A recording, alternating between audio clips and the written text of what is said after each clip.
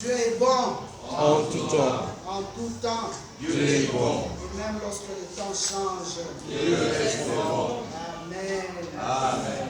Merci Maman Émilie pour ce moment de louange. La louange produit des effets. Amen. Et j'avais envie de dire restons seulement là. Restons ce moment de louange là. Ne faisons pas autre chose. Je bénis le Seigneur pour la grâce qu'il nous donne encore ce matin, de pouvoir être l'instrument qui va parler de sa part. J'avais une intention, mais le temps est vraiment passé, peut-être qu'on va le faire demain. J'ai constaté qu'on a des difficultés de chanter. Et on est même un peu pauvre dans notre... répertoire. Comment on l'appelle? Répertoire. Dans notre répertoire, merci Papa Benjamin. On est pauvre dans le répertoire. Et parfois nous souffrons des difficultés, nous qui avons des voix graves, de pouvoir porter plus loin. Je prie que dans les mois à venir, nous puissions avoir la sonorisation, pour que nous puissions passer de bons moments. Il s'agit d'un culte. C'est un culte, même si nous n'avons que quelques temps, mais c'est vraiment un culte. J'avais l'intention que nous puissions faire un chant qui m'a beaucoup béni. Je l'ai même mis dans notre groupe de la dévotion ce matin. Malheureusement, nous n'allons pas le faire cette matin. Peut-être demain par la grâce de Dieu. Je remercie également les responsables de la dévotion. Dans leur plan, ils ont voulu nous aligner ce matin. 3 passages à l'ordre de notre exhortation ce matin. Le premier étant notre texte annuel, Psaume 65, verset 5. Je lis pour nous tous. Heureux celui que tu choisis et que tu admets en ta présence, pour qu'il habite dans tes parvis. Nous nous rassasierons du bonheur de ta maison, de la sainteté de ton temple. Le deuxième passage est dans Ésaïe 41, verset 10. Je lis dans la version Louis II. Ne crains rien, car je suis avec toi. Ne promène pas des regards inquiets, car je suis ton Dieu. Je te fortifie, je viens à ton secours, je te soutiens de ma droite triomphante. Le troisième passage, ça ne sera pas le dernier parce qu'au fil du temps, on pourra rajouter d'autres passages. Le troisième, c'est Philippiens 4, 6 à 7. J'ai proposé 3 versions. La version Louis II dit ceci: ne vous inquiétez de rien, mais en toute chose, faites connaître vos besoins à Dieu par des prières et des supplications avec des actions de grâce. Et la paix de Dieu qui surpasse toute intelligence gardera vos cœurs et vos pensées en Jésus-Christ. La version Semeur, je me suis beaucoup basé sur elle. Elle dit ceci: ne vous mettez en souci pour rien, mais en toute chose, exposez vos demandes à Dieu, en lui adressant vos prières et vos supplications, tout en lui exprimant votre reconnaissance. Alors la paix de Dieu qui surpasse tout ce qu'on peut concevoir, gardera votre cœur et votre pensée sous la protection de Jésus-Christ. Enfin, Alfred Cohen, qui a travaillé dans Semeur, il dit ceci: ne vous inquiétez de rien, mais en toute chose, faites connaître vos souhaits à Dieu. Faites connaître vos souhaits dans tous vos besoins, par des prières et des supplications avec des actions de grâce. Et la suite, elle est pareille. Alors, j'ai intitulé mon exhortation comme ceci: dans sa présence, ne promène pas des regards inquiets. Amen. Dans sa présence, ne promène pas des regards inquiets. Promener comme conduire, guider, balader, marcher avec. Ne marche pas avec des regards inquiets. Dans la modération, on nous a dit: tu as des combats. Même dans ces combats, ne promène pas des regards inquiets. Dans ce travail, ne promène pas des regards inquiets. Dans cette maladie, ne promène pas des regards inquiets. Les regards, c'est la manière dont on perçoit quelque chose. Une situation, une personne, dont on se perçoit même soi-même. Comment est-ce que tu te regardes? Au milieu de gens, au milieu du service, dans ta famille, et même à l'église en tant qu'ouvrier, en tant que responsable, les regards, quel est le regard que tu as sur toi-même? Et un regard peut être physique, ça veut dire avec les yeux. Il peut être aussi intérieur. À travers le cœur, on peut aussi regarder. Et inquiet, c'est alarmé, angoissé. Craintif, un regard fiévreux, peureux, préoccupé, soucieux, tourmenté, tracassé et même troublé. L'être humain que nous sommes, nous avons 5 sens, n'est-ce pas? Est-ce qu'on peut se les rappeler, les 5 sens que nous avons? La nuit, l'odorat, le toucher, le goût. Exactement. Yeah. L'intelligence est encore là, on n'a pas oublié. Le goût, l'odorat, le toucher, l'ouïe et la vue. Et à travers ces 5 sens, nous sommes chaque fois reliés à 3 niveaux. Nous sommes reliés avec les éléments matériels qui sont autour de nous. Nous sommes reliés entre nous les humains. Et nous sommes également reliés avec Dieu. Et donc la vue se déploie dans le regard. La vue se déploie sur les événements de la vie. Et la vue se déploie également sur Dieu. On peut le regarder avec le cœur, on peut le regarder avec les yeux, par la foi. Et c'est aussi par la vue que passe la conversion. À l'exemple de Moïse, à l'exemple de Paul, à l'exemple de Bartimée. Leur conversion est passée par le fait qu'ils ont vu Dieu. Promener donc les regards inquiets, c'est vivre selon la vie humaine et non pas par la foi. Mais lorsque nous entrons dans la présence de Dieu, ce passage que nous avons lu nous amène à changer notre regard pour que nous marchions dans la paix et selon la perspective du Seigneur. Dans un ouvrage du pasteur missionnaire Paul Calzada, son ouvrage « Adopter le regard de Dieu » dit « Le combat du regard est le combat le plus important car il détermine tous les autres combats. Ce que nous regardons influence ce que l'on pense. Ça influence également ce que nous ressentons et ce que nous choisissons de faire. Ça veut dire ce que le cœur, ce que le regard alimente, le cœur peut le développer et ensuite va suivre le choix que nous devons opérer. Pour tout dire, le regard est un champ de bataille. Tout passe par la vue. C'est vraiment un champ de bataille. Mais dans la présence de Dieu, il devient un outil de foi. Lorsque nous sommes dans la présence de Dieu, le regard devient un outil de foi. Quand ce que nous voyons représente pour nous une menace, un danger potentiel de manière automatique, nous sommes saisis par la crainte et c'est tout à fait normal.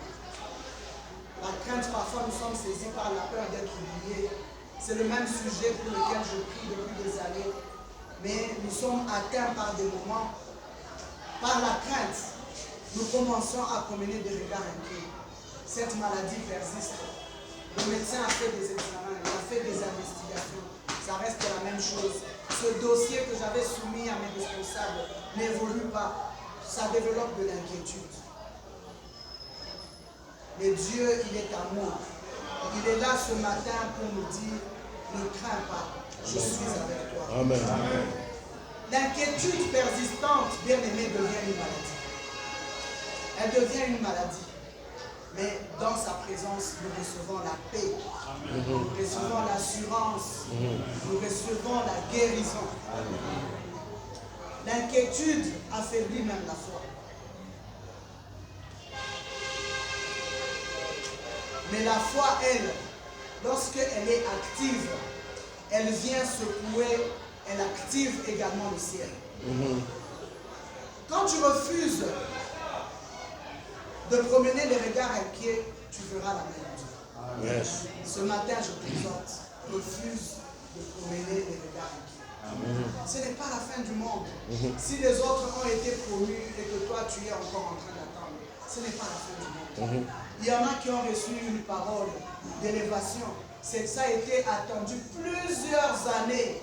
Et nous étions tous témoins de célébrer leur élévation. Ne promène pas des regards. Tu verras la main de Dieu. Anne a vu la main de Dieu. Job l'a expérimenté. La femme au sang coulant l'a touché. Paul en prison a vécu la main de Dieu. Le miracle naît lorsqu'on garde un regard confiant envers le Seigneur. Yes. Alléluia. Amen. Donne un amen de foi. Amen. Les soucis sont des poisons spirituels et physiques, car ils agissent sur l'âme. Ils agissent sur le corps. Ils agissent également sur notre relation avec Dieu. Les soucis causent la perte de paix intérieure. Il ne faut pas t'étouffer pour rien avec des soucis. Ne t'étouffe pas pour rien. Parfois le matin tu te décourages, tu te dis, bon, même si je sors, cette affaire ne va même pas marcher. Tu développes des soucis, tu t'étouffes. Confie-toi en l'Éternel. Mets ta confiance en lui. En Jésus, il y a tout ce que l'on demande. C'est tout simplement affaire de temps. En son temps, il viendra ton secours. Yes. Les soucis paralysent la foi. Nous pouvons aller lire même à la maison dans Luc 21, verset 34. Et même émotionnellement, les soucis causent des troubles de sommeil, des crises d'angoisse. Les soucis provoquent même la dépression. Ce ne sont que des rappels, je sais que nous le savons. Et nous pouvons le voir, la Bible en parle dans Proverbe 12, verset 25. Et même sur le plan médical, il est prouvé ce que la Bible dit, qu'à cause des soucis, on peut développer des troubles digestifs. Soit on mange très peu et il y a l'amaigrissement. Soit on mange de manière exagérée, incontrôlée, et on ne fait que prendre du poids, on ne sait plus se contrôler. À cause des soucis, on peut développer des ulcères d'estomac. On peut développer l'hypertension artérielle, des problèmes cardiaques, des tensions musculaires, l'affaiblissement immunitaire à cause des soucis. Mais la présence de Dieu guérit. Amen. Elle nous guérit de nos peines. Elle nous guérit de nos pertes. Elle nous guérit de nos manques. Elle nous guérit de l'angoisse. Elle nous guérit des maladies. Elle nous guérit même spirituellement. Elle nous guérit mentalement, physiquement. Elle nous guérit aussi financièrement. Amen. Alléluia. Amen. Je sais une chose, c'est que la présence de Dieu vient désinfecter ce que le monde a injecté en nous. Amen. Le monde nous a injecté la peur. Pendant la période où nous sommes en train de traverser ce que nous voyons à l'est du pays. Nous sommes dans une peur, dans une incertitude. Mais la présence de Dieu nous désinfecte de la psychose. Yes. On se réveille, on dort, on se réveille. Un soir, on commence à nous dire il y a des lions quelque part. On nous injecte des pensées. On nous injecte des choses. La présence de Dieu vient désinfecter ce que nous voyons au-devant de nous. Alléluia. Exode 15, verset 26. La Bible dit, je suis l'Éternel qui te guérit. Nous pouvons lire la suite. L'Éternel qui guérit est ton seul. Amen. L'Éternel qui guérit se trouve ici, présent à côté de toi. Et Matthieu 11, verset 28, la Bible dit, venez à moi, vous tous qui êtes fatigués et chargés, je vous donnerai du repos.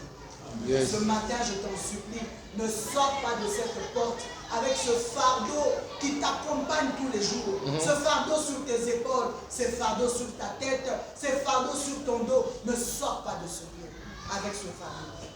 Dépose-le ici et sois libéré au nom de Jésus. Amen. Pourquoi l'homme promène des regards inquiets? Premièrement, parce qu'il a perdu la confiance en Dieu. Mets ta confiance en l'Éternel. Ne t'appuie pas sur ta force et sagesse. L'homme a perdu la confiance en Dieu. L'inquiétude naît quand l'homme s'appuie sur ses propres forces ou sur les autres. Tu as déposé un dossier quelque part. Tu sais que ton frère travaille dans ce cabinet. Ou bien vous êtes dans une société ensemble et tu espères que comme je collabore bien avec telle personne, mon dossier passera. Dieu peut utiliser les hommes, c'est vrai. Mais ta confiance doit demeurer en l'éternel. Amen. Tu vas t'étonner, peut-être c'est un frère qui vient à la dévotion. Il a l'habitude de venir, on commence à 7h15. Il vient déjà à 7h05, il est déjà là. Mais puisqu'il n'a pas de solution pour toi, il commence à te fuir. Il s'arrange pour venir à 7h15. La prière a déjà commencé. Comme ça, tu ne me rappelles pas. Il avait l'habitude de rester traîné à la fin, faire la communion fraternelle. Tu vas t'étonner, il commence à te fuir. Dès que l'exhortation a pris fin, on commence à prier, il sort. Parce qu'il veut t'éviter à cause de ton dossier. Toi, tu as mis ta confiance sur lui. Tu commences à l'appeler, tu ne comprends pas. C'est ton frère, vous rigolez, vous parlez. Mais il est gêné, il n'a pas de solution pour toi.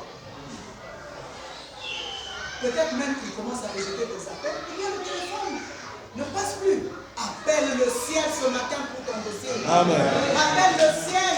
Ce réseau, c'est une ligne verte. C'est la ligne verte qui ne s'éteint jamais. Elle n'est jamais occupée. Elle n'est jamais fermée. Donne un amen de victoire. L'homme regarde autour de lui et ne voit que ses limites. Tu n'es pas limité. Tu as un Dieu qui est capable d'étendre les limites au-delà de ce que tu imagines. Deuxièmement, l'homme promène des regards inquiets parce qu'il a une vision limitée et charnelle. Même si tu travailles quelque part et que tout le département est contre toi. Mais rassure-toi ce matin, Dieu, lui, il est pour toi. Yes. Ils ne sont pas de ton avis, mais Dieu est de ton avis.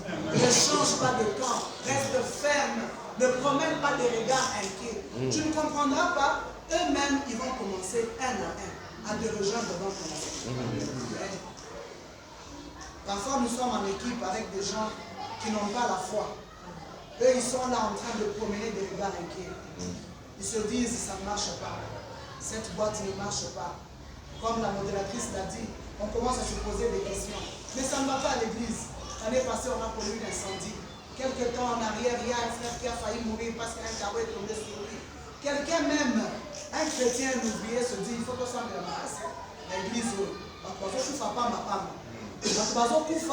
je ne maîtrise certainement pas pourquoi il meurt.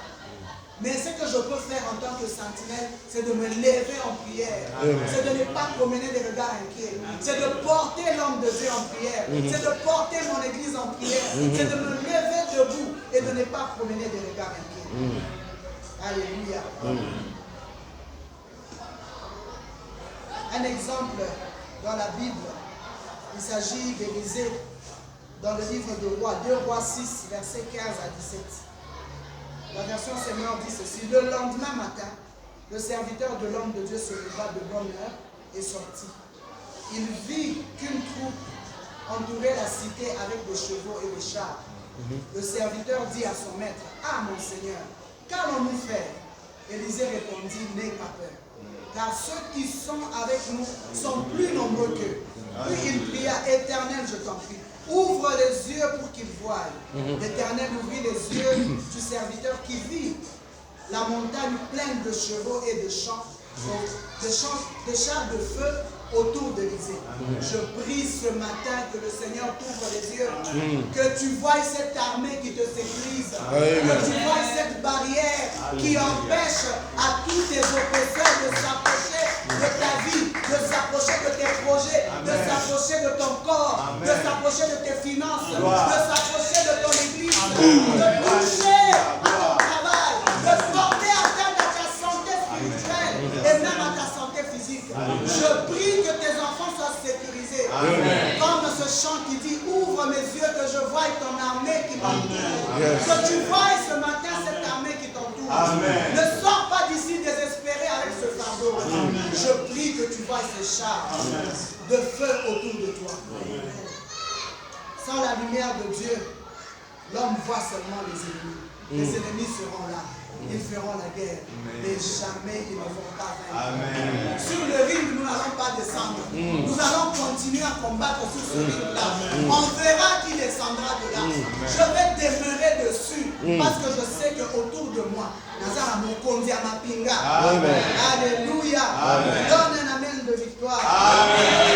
Ce matin, ne promène plus de regards inquiets sur ceux qui te menacent. Ne te pose plus de questions.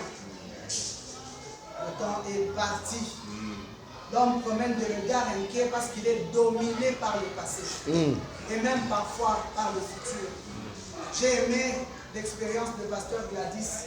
C'était à la réunion de couple. Elle nous a partagé son expérience. Parfois on regarde quelqu'un, on ne sait pas ce que la personne a traversé. Ça fait des années qu'elle n'est pas mariée. Qu'est-ce qui se passe? Prends le temps de prier pour la personne. Ça fait des années que la personne est mariée. On ne voit pas d'enfant. Qu'est-ce qui se passe? Elle, dans son cas, elle concevait et les grossesses partaient. Et une fois, elle a dit, j'avais tellement perdu espoir.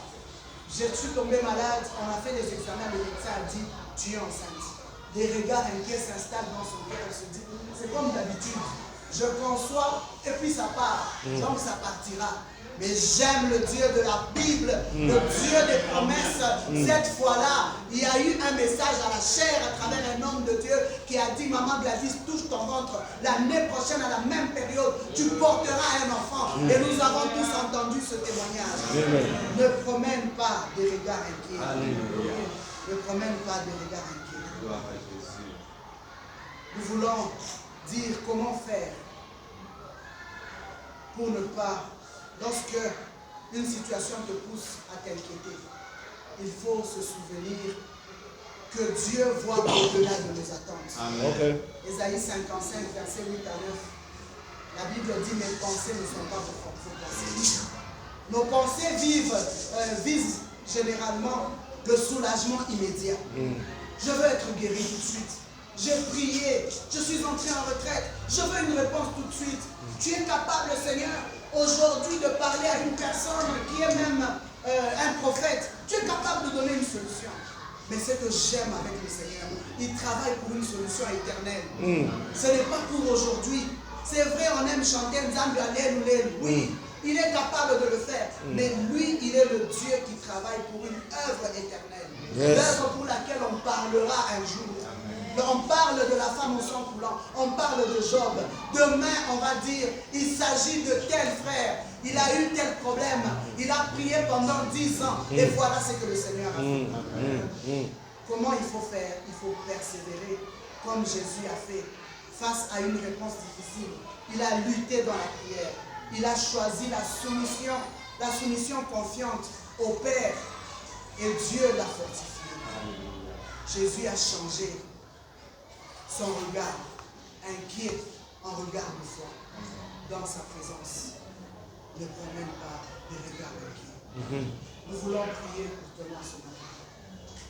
Ne promène pas des regards inquiets. Ôte les inquiétudes. Enlève les soucis. Place tout simplement tes souhaits devant le Seigneur et qu'il se mette à tes soucis. Amen.